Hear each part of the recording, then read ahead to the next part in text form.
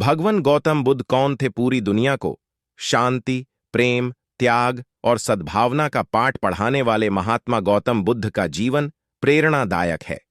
राजा के बेटे होते हुए भी उन्होंने भिक्षु रूपी जीवन को चुना।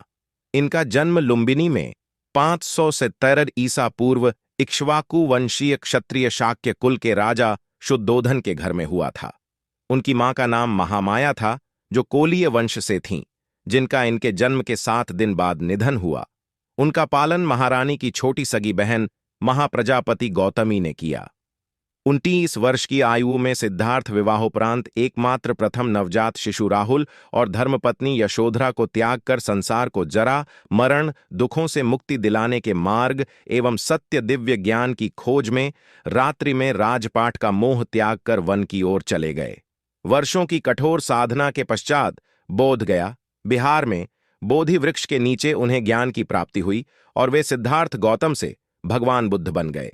इतिहासकार पनकोटा वेंकट चलम के अनुसार गौतम बुद्ध का जन्म 1887 में तथा निर्वाण 1807 ईपू में हुआ था और अनेकानेक इतिहासकार मानते हैं कि भारतीय तिथिक्रम, वंशावलियों और पुरातत्व के अनुसार बुद्ध निर्वाण की यही तिथि सिद्ध होती है। बुद्ध कौन थे? बुद्ध एक नाम नहीं बल्कि एक उपाधि है।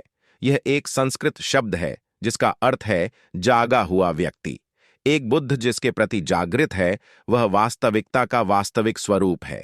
सीधे शब्दों में कहें तो बौद्ध धर्म सिखाता है कि हम सभी गलत धारणाओं और अशुद्धियों, नफरत, लालच, अज्ञानता से पैदा हुए भ्रम के कोहरे में रहते हैं। बुद्ध वह है जो कोहरे से मुक्त हो गया है। ऐसा कहा जाता है कि जब किसी बुद्ध की मृत्यु होती है तो उसका पुनर्जन्म नहीं होता है, बल्कि वह निर्वाण की शांति में चला जाता है, जो स्वर्ग नहीं बल्कि अस्तित्व की एक परिवर्तित अवस्था है।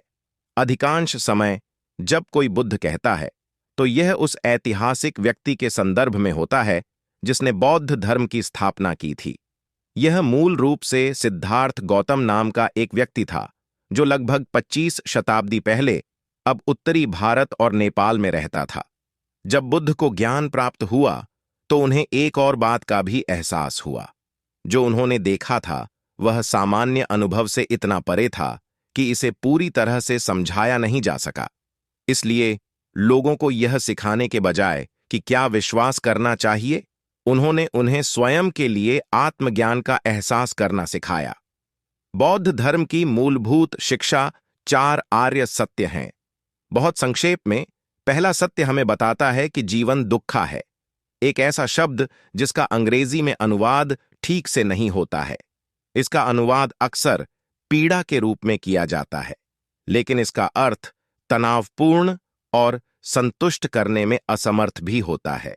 दूसरा सत्य हमें बताता है कि दुख का एक कारण है। तात्कालिक कारण लालसा है और लालसा वास्तविकता को न समझने और स्वयं को न जानने से आती है। चूंकि हम स्वयं को गलत समझते हैं, इसलिए हम चिंता और हताशा से ग्रस्त हो जाते हैं। हम जीवन को एक संकीर्ण, आत्मकेंद्रित तरीके से अनुभव करते हैं। जीवन में उन चीजों की लालसा से गुजरते हैं जिनके बारे में हम सोचते हैं कि वे हमें खुश करेंगी, लेकिन हमें थोड़ी देर के लिए ही संतुष्टि मिलती है और फिर चिंता और लालसा फिर से शुरू हो जाती है। तीसरा सत्य हमें बताता है कि हम दुख का कारण जान सकते हैं और तनाव और लालसा के हमसटर भील से मुक्त हो सकते हैं। हालांकि केवल बौद्ध मान्यताओं को अपनाने से यह पूरा नहीं होगा। मुक्ति दुख के स्रोत के बारे में व्यक्ति की अपनी अंतर्दृष्टि पर निर्भर करती है। लालसा तब तक खत्म नहीं होगी जब तक आप स्वयं यह नहीं समझ लेते कि इसका कारण क्या है। चौथा सत्य हमें बताता है कि अंतर्दृष्टि आर्य अष्टांगिक मार्ग के अभ्यास से आती है। अष्टांगिक पथ को अभ्यास के 8 क्षेत्रों की रूपरेखा के रूप में समझाया जा सकता है, जिसमें ध्यान, दिमागीपन और एक नैतिक जीवन जीना शामिल है जो दूसरों को लाभ पहुंचाता है, जो हमें खुशहाल जीवन जीने और आत्मज्ञान का ज्ञान प्राप्त करने में मदद करेगा। सच्चा बुद्ध किसी विशेष व्यक्ति के शरीर या दिमाग तक सीमित नहीं है जो बहुत पहले रहता था।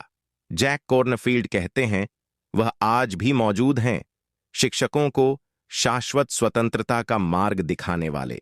बुद्ध की शिक्षाओं को सिंह की दहाड़, निर्भयता और अटल स्वतंत्रता के शब्द कहा जाता है। अपने ज्ञानोदय की रात बुद्ध निर्वाण की विशाल और कालातीत शांति के प्रति जागे। उन्होंने घोषणा की कि जकड़न और दुख की रस्सियां टूट गईं, भ्रम और भय के बादल छंट गए, आक्रामकता और संदेह की शक्तियां पराजित हो गईं। वह चुपचाप और खुशी से आजाद था। उसके बाद 45 वर्षों तक वह भारत की धूल भरी सड़कों पर घूमते रहे और इस स्वतंत्रता की घोषणा करते रहे और उन सभी को ज्ञान और करुणा का मार्ग सिखाते रहे जिनके पास सुनने के लिए कान थे। इन शिक्षाओं को अंततः सूत्र के रूप में लिखा गया, जो बुद्ध की शिक्षाओं का सावधानीपूर्वक अभिलेख था। इन पारंपरिक ग्रंथों में उनके निर्देश, छात्रों के साथ उनके संवाद और मुक्ति का मार्ग बताने वाले उनके शब्दों के विवरण शामिल हैं। शुरुआती सूत्र 2500 साल से भी पहले के हैं, जबकि अन्य बुद्ध मन की शिक्षाएं हैं जो बाद की शताब्दियों में प्रबुद्ध शिष्यों द्वारा लिखी गईं। बुद्ध के शब्दों में बड़ी शक्ति है। प्राचीन कहानियां ऐसे कई लोगों के बारे में बताती हैं जो उन्हें बोलते हुए सुनकर ही प्रबुद्ध हो गए। बुद्ध के परिचारक आनंद ने हमारे लिए इन शिक्षण दृश्यों का चित्रण किया है, जिसमें बताया गया है कि कैसे भिक्षु और नन तपोदा की ठंडी लकड़ी पर या जीवक के आम के बगीचे में बैठे थे, या कैसे गिद्ध शिखर पर 1000 अनुयायी एकत्र हुए थे। जैसे ही उन्होंने बुद्ध की बात सुनी, उनके दिल दुनिया की बदलती परिस्थितियों में उलझने से मुक्त हो गए। उनकी समझ पृथकता और जुड़ाव के भ्रम में फंसी स्वयं की सीमित भावना से हटकर निर्वाण की शांति, खुली और मुक्त हो गई। उन्होंने उस आनंदमय स्वतंत्रता का स्वाद चखा जिसका अनुभव तब हुआ जब आसक्ति, घृणा और अज्ञानता दूर हो गई। हर बार जब उन्होंने पढ़ाया, बुद्ध ने इस शाश्वत स्वतंत्रता का मार्ग दिखाया। धर्म का अर्थ सत्य और सत्य की खोज का मार्ग दोनों है। इस मार्ग पर चलने वाले सभी लोग धर्म को जीवित रखते हैं। उसी प्रकार बुद्ध द्वारा सिखाई गई स्वतंत्रता को आधुनिक समय में जागृति के शिक्षकों द्वारा जीवन में लाया गया है।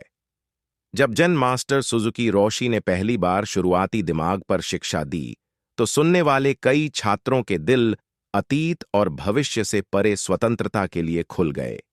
जब दलाई लामा ने न्यूयॉर्क के मैडिसन स्क्वायर गार्डन में हजारों अनुयायियों से घिरे हुए शिक्षण आसन ग्रहण किया, तो उन्होंने बुद्ध की तरह ही मुक्ति और करुणा का मार्ग दिखाया। जब शेरोन साल्जबर्ग और पेमा चौड्रोन छात्रों की भीड़ से प्रेम, कृपा और करुणा पर बात करते हैं, तो सुनने वाले सभी लोगों की मानवीय पीड़ा और दुख, उनके संघर्ष और निर्णय सभी स्वतंत्रता की एक विशाल विशालता में समाहित होते हैं, जो हमारी वास्तविक प्रकृति है।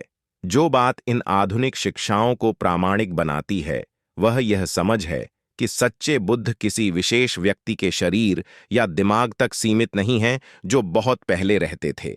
इसकी व्याख्या स्वयं बुद्ध ने की थी। प्राचीन सूत्रों में एक समर्पित युवा भिक्षु की कहानी है जो इतना मंत्रमुग्ध था कि उसने बुद्ध के चरणों में बैठकर कई सप्ताह बिताए, और जब वे शिक्षा देते थे तो बस उन्हें श्रद्धापूर्वक देखता रहता था। अंततः बुद्ध ने उसे फटकारते हुए कहा, तुम मुझे देखते भी नहीं हो। बुद्ध को देखने के लिए आपको धर्म सत्य को देखना होगा। जो धर्म को देखता है वह मुझे देखता है। दोस्तों, ऐसे ही हिस्टोरिकल कहानी सुनने के लिए वीडियो को लाइक कर दें और चैनल को सब्सक्राइब कर दें। जय हिंद दोस्तों।